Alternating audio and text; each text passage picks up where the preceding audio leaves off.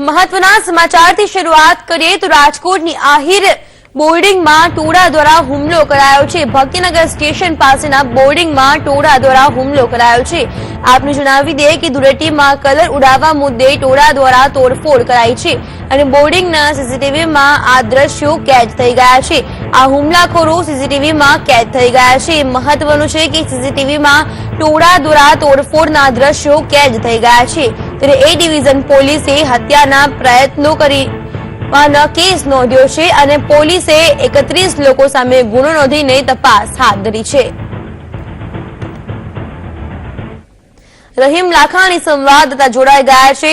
રહીમ, જે રીતે ટોળા દ્વારા હુમલો કરવામાં આવ્યો, તોડફોડ કરવામાં આવી, વધુ શું વિગતો છે? આ ઉપરાંત પોલીસ શું કાર્યવાહી કરી રહી છે? જે રીતના જે વાત કરવામાં તો સામાન્ય કલર ઉડાડવા બાબતે આ બંને પક્ષો વચ્ચે બોલાચાલી થઈ હતી અને બાદમાં જે છાત્રો છે જે આહિર બોર્ડિંગ છાત્રાલય છે ત્યાં આ ટોળું ઘસી આવ્યું હતું। આશરે 30 જેટલા લોકોનું ટોળું ઘસી આવ્યું હતું ને ત્યાં તલવાર અને જે ખુલ્લા પાઇપો લઈને તોડફોડ કરી હતી। સીસીટીવીમાં સમગ્ર ઘટના કેદ થઈ હતી।